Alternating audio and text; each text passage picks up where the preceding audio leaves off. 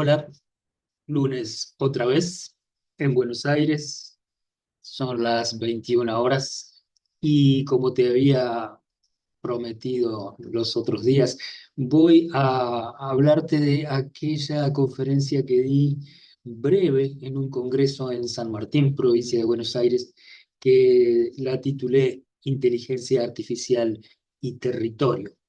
Digo breve porque fueron 15 minutos donde tuve que hablar muy rápido. Entonces, ¿qué hice? Transcribí conceptos importantes en algunas placas de un PowerPoint que voy a compartirte, pero obviamente que mientras tanto, en el discurso verbal, yo iba hablando en otras palabras, ¿no? No iba a estar leyéndome lo mismo que estaba transcribiendo ahí, aunque, como te decía los otros días, algunos lo hacen. ¿No? Entonces tenía que aprovechar el tiempo y esas placas estaban fijas ahí por si alguien quería hacer una captura de pantalla o tomar algún apunte. Y mientras yo iba tratando de explayarme un poco. Así que voy a compartir la pantalla y mientras te voy contando de qué se trató esto. A ver, en síntesis, primero una parte conceptual para luego mostrar cómo trabajamos con la inteligencia artificial sin tener que soslayarla. Para eso, yo creí necesario que en tercer año, por ejemplo, de diseño gráfico, en la materia de ilustración, hiciéramos un trabajo básico y riguroso de conceptos: estructura, volumen, luz y sombra, espacio, figura humana, movimiento, etcétera, para luego, a partir de ahí, ir y ver qué pasa con esto de la inteligencia artificial. ¿Por qué? Porque si no podemos caer en vicios efectistas, ¿sí? Sin una base sólida, conceptual, donde por ahí nos dejamos llevar por estas lucecitas de colores, ¿no? Y esto tan tentador que nos ofrece la tecnología. Y por supuesto, quise hacer hincapié en el territorio en cuanto a una necesidad de pertenencia, de singularidad, pero a la vez de singularidad, ¿sí? De amplitud, de relación y interés por la otredad. ¿Qué tiene que ver esto con el manejo de la herramienta de inteligencia artificial? Ahí vamos. Bueno, aquí está el entorno del PowerPoint que te decía. Eh, Mejor lo amplío. Ahí están los logos de San Martín. Mira, estos son conceptos básicos, ¿no? De donde yo partía, ¿sí? ¿Qué sucede con este mundo del algoritmo, ¿no? En cuanto a cómo nos avasalla, cómo nos invade y cómo nos lleva a esto de la desterritorialización, ¿sí? Porque anula el sujeto, ¿sí? Ese carácter universal de los códigos. En fin, ahí tenés algunos conceptos fundamentales, pero déjame explayarme un poco en el sentido de que, a ver, lo que percibimos no es impersonal ni ajeno, ¿sí? Los sentidos no están separados entre sí, ni de la práctica ni de la historia en la que estamos inmersos. La simultaneidad de una percepción, por más fugaz que sea, está sujeta a historias, a ideas, quizá constructos previos. ¿Mm? Nuestra percepción, entonces, consiste en una red de relaciones con el mundo, ¿sí? Ahí es donde yo lo anclo en el concepto de territorialidad. No es una proyección de una pantalla externa imaginaria como nos ha ido haciendo creer la modernidad, en todas sus variantes, ¿eh? Y desde todos sus ismos, sino que es un encuentro entre nosotros y el mundo, y ese encontrarnos va de suyo, conlleva la posibilidad de acción. ¿Cómo accionamos? Involucrándonos. No se puede tener contacto con la realidad en forma aislada de nosotros. De hecho, el contactar ya implica una otredad, no es independiente. Dicho de otra manera, la percepción hoy no se puede resumir en absolutos espaciales, sino en procesos vinculares. Lo que cada uno percibe es su modo de ser afectado. La percepción no es garantía de una realidad externa, sino la construcción imaginaria de la experiencia humana del mundo. Un proyecto, por ejemplo, algo tan ligado al diseño, tendría una riqueza conceptual, semántica y pragmática mucho mayor con respecto a lo proveniente de una mirada hegemónica u objetiva. Digo, tendría una riqueza mucho mayor desde este lado, de esta manera de mirar, entre comillas, que yo te estoy planteando. La objetividad es esa falacia de quien cree que es posible observar la realidad sin el mismo, pero la percepción necesariamente nos incluye. La objetividad es el punto de vista del poder. Otros modos de percibir perfectamente válidos y necesariamente urgentes de cara a nuestra realidad incluyen como dijera Spinoza, ¿no? El filósofo del siglo XVII, la potencia de ser afectados. O, por ejemplo, la contemplación participante, a la que aludía un pintor taoísta que con su obra transgredió los códigos rígidamente impuestos para considerar lo que era bello y lo que no lo era. Entonces, eso nos permite, por ejemplo, construir sentido mediante el aprendizaje. ¿Mm?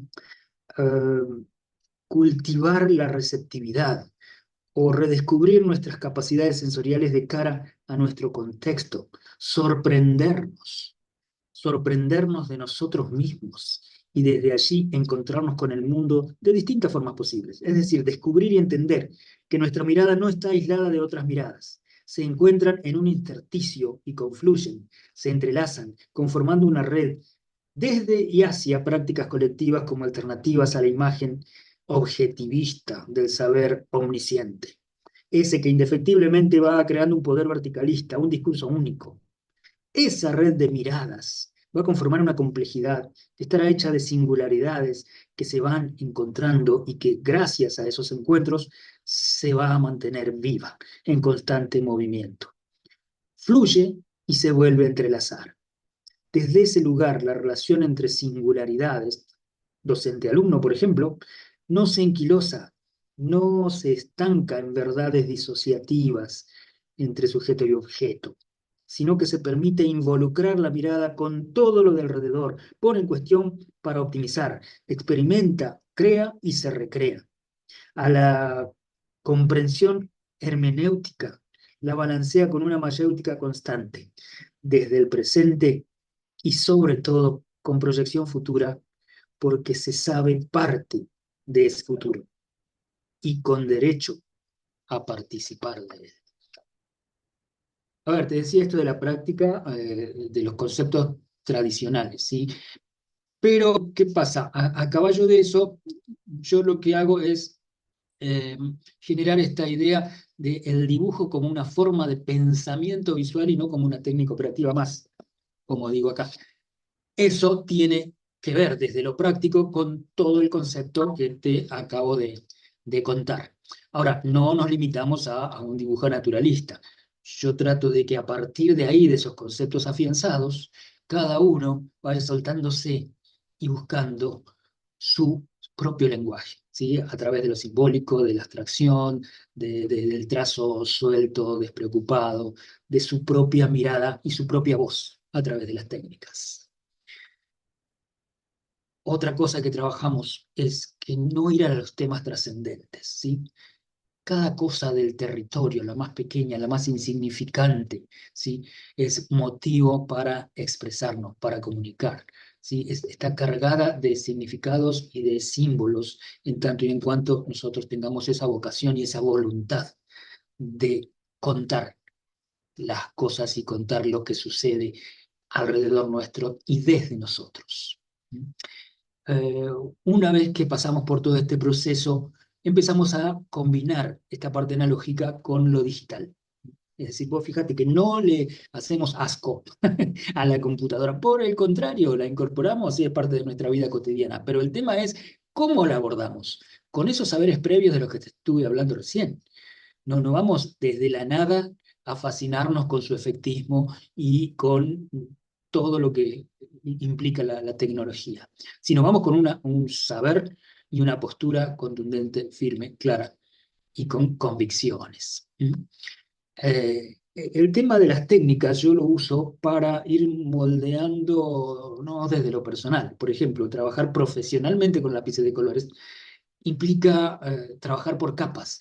Esto necesariamente nos lleva a tener que esperar, a tener paciencia, ¿sí? A privilegiar el proceso, la elaboración, y no pensar vertiginosamente en el resultado, así como nos da la inteligencia artificial, ese resultado inmediato, y cómo nos ha ido inculcando el sistema con toda la tecnología, de apretar un botón y tener una respuesta en instantes.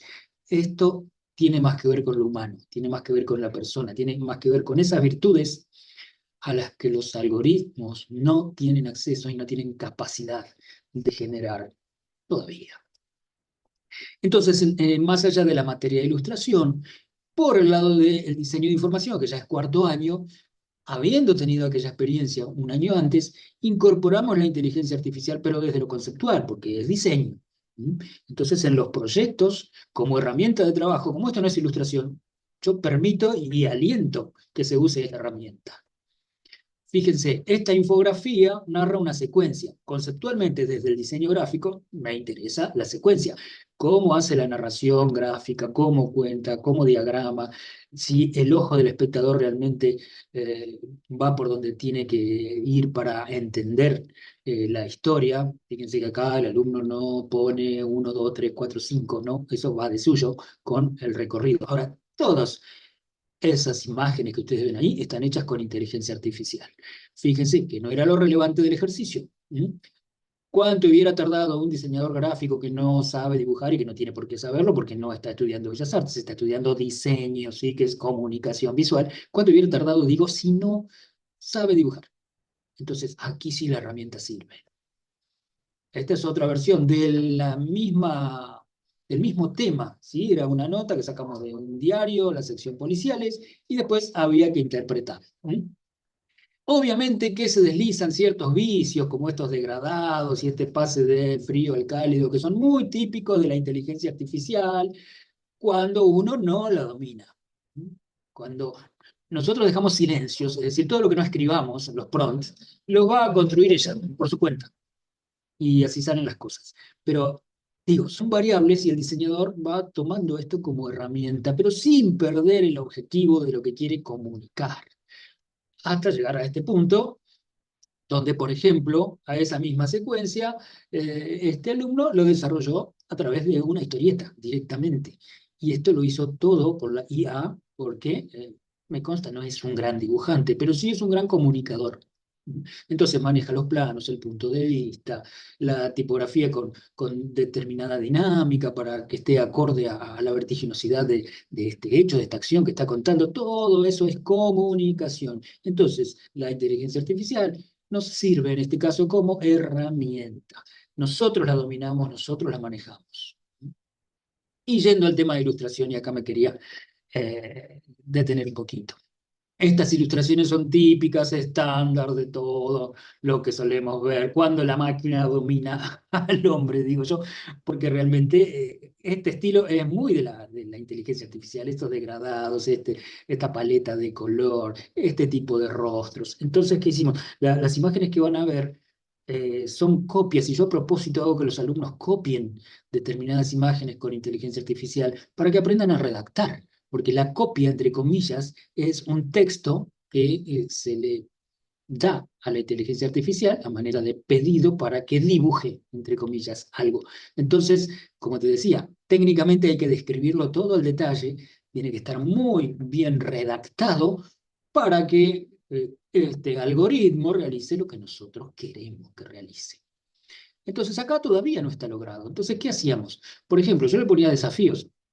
Eh, Tratar de que los resultados tengan que ver con elementos puramente estéticos, como por ejemplo en este paisaje. ¿Sí? Entonces ahí trabajamos la luz, el contraluz, texturas del agua, cómo reflejaría el sol en determinado horario.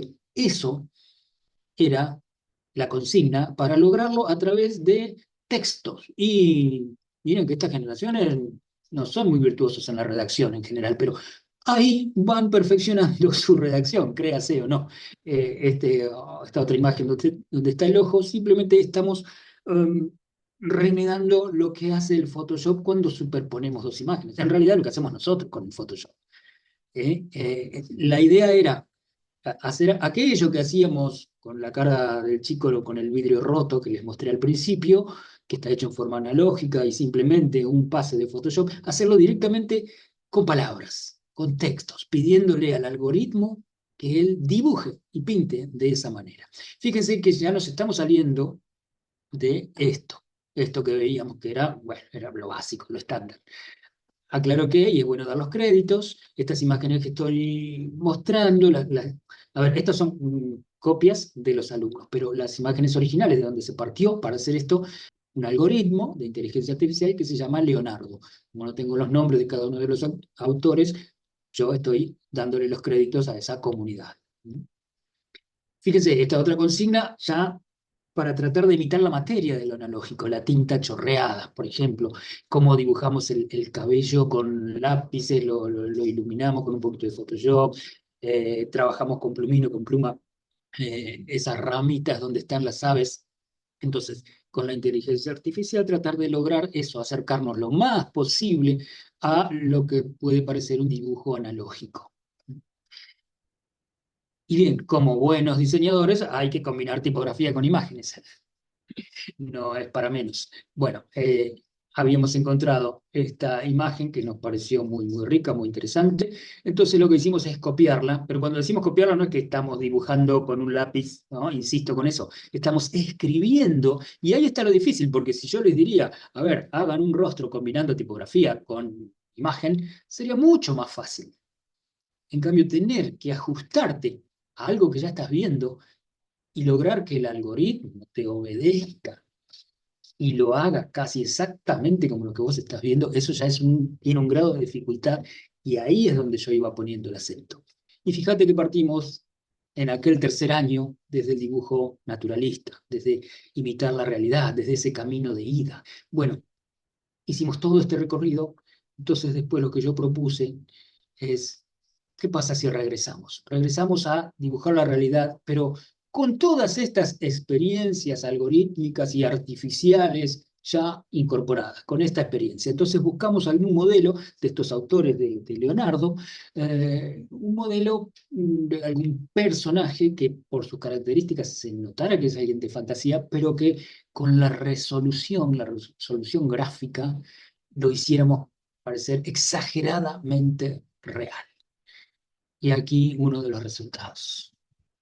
Entonces, esto que, bueno, para nosotros ha sido un llegar a, es un punto de partida.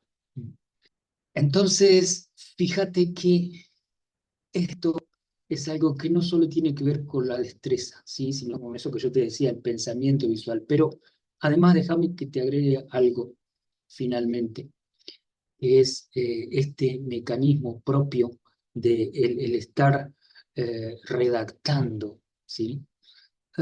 Yo lo pude llevar y dar un paso más, incluso como que eso fue un disparador para que reflexionemos, el grupo de alumnos, al hecho de valorar la pregunta.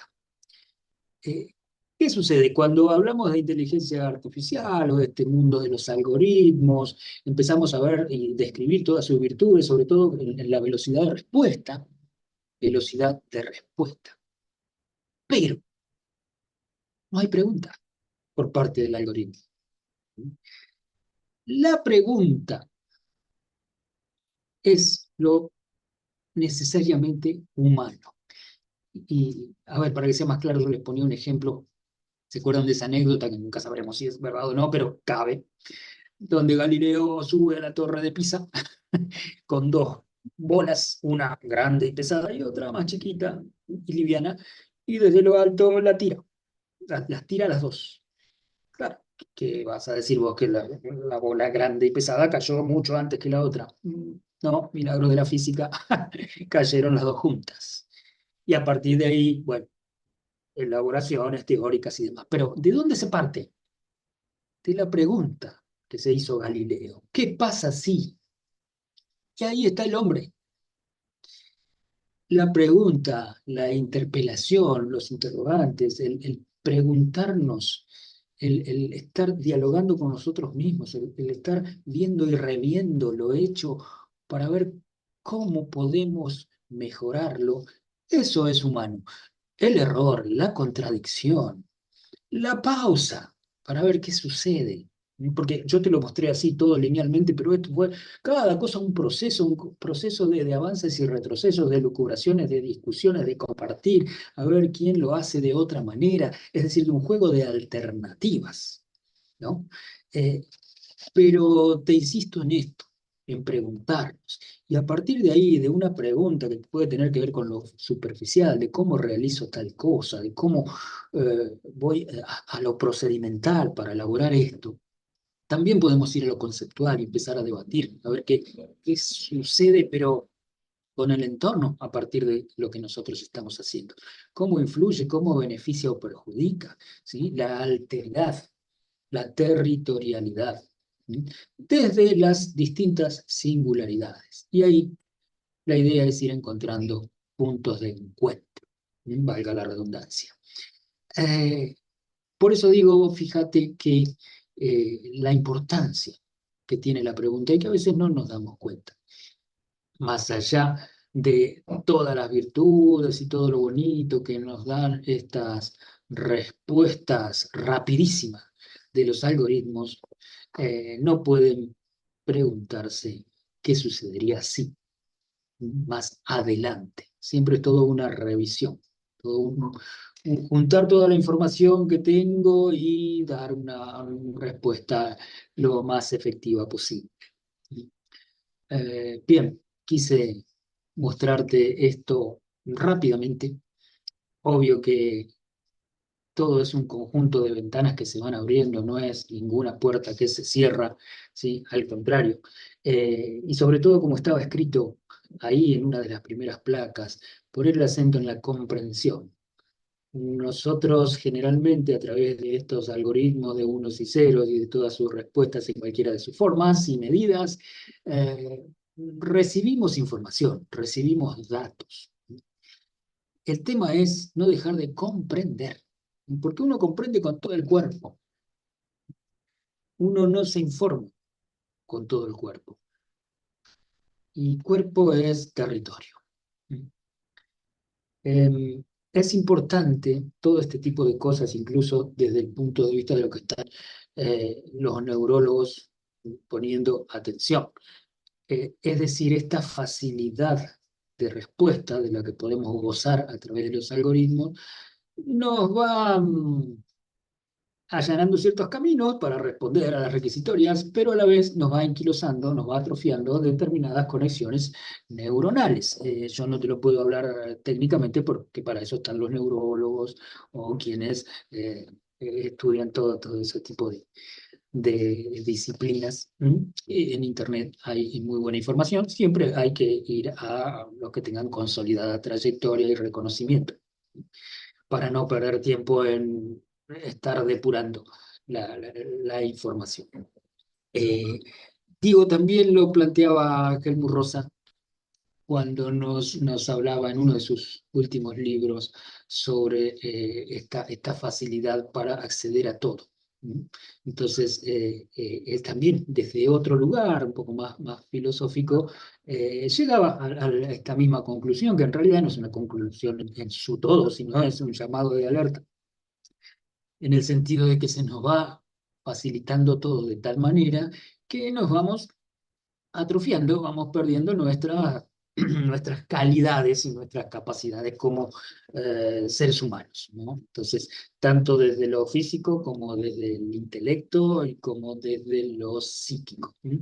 No naturalicemos todo ese tipo de limitaciones a los que nos vamos sometiendo alegremente, ¿sí? Hasta en forma lúdica, te diría, porque lo festejamos la última versión de este teléfono, la última versión de este programa. Y esto nos tendría que dar la posibilidad de que con ese tiempo ganado nos dedicáramos a pensar realmente, a pensar profundamente. Uno de los problemas, por tirarte uno de tantos, es el prejuicio, ¿no? Y hablo desde lo social, desde el aspecto social.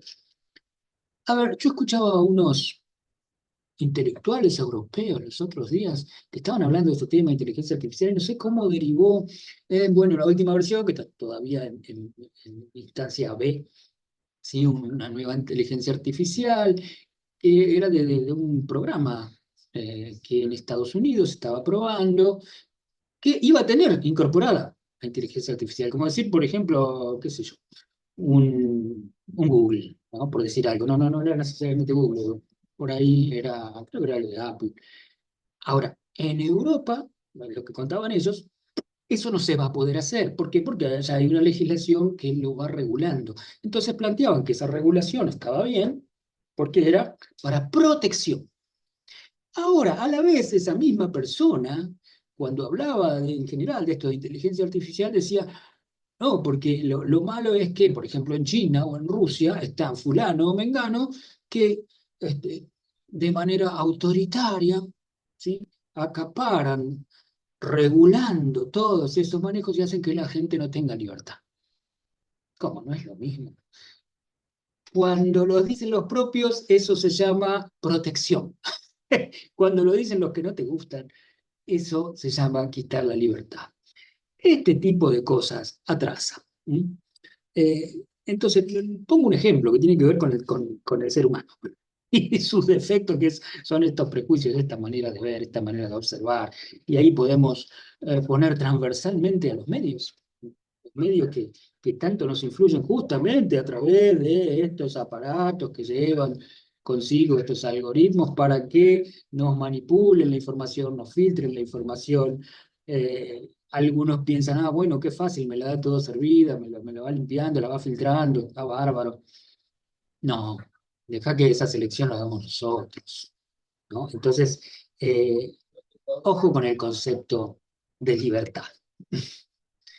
Sí, lo que quiero sí poner el acento es, entonces, resumiendo, en que de ninguna manera nosotros, y acá lo pruebo, ni desde lo teórico, ni desde lo práctico, no estamos rechazando estos avances, pero sí, tanto desde lo conceptual como desde lo procedimental y sobre todo desde lo actitudinal, lo ponemos a merced de nuestra capacidad cognitiva, sensible y sobre todo de nuestra capacidad de alteridad. Alteridad, interactuar con los otros, conscientes de convivir en un determinado territorio, que eso no implica solamente la geografía, implica aspectos sociales, implica deseos, implica proyectos, implica ayudarse y sentir lo que le pasa al otro. Singularidad en la comunidad. Este tipo de cosas que no tiene estricta ni específicamente que ver con dibujar o con ilustrar o diseñar, sí tienen que ver con la formación de la persona, la formación de los seres humanos. Y más allá de que nos vengan corriendo con la fusta los imberbes que están manejando el poder, esta gente que no tiene nada de sensible, ni de espiritualidad, ni de alteridad. Esos valores, si nosotros los tenemos firmemente incorporados desde nuestra convicción de ser humano, eso es lo que nos va a hacer fuertes y los que unidos nos permite y nos va a permitir seguir ejerciendo la resistencia.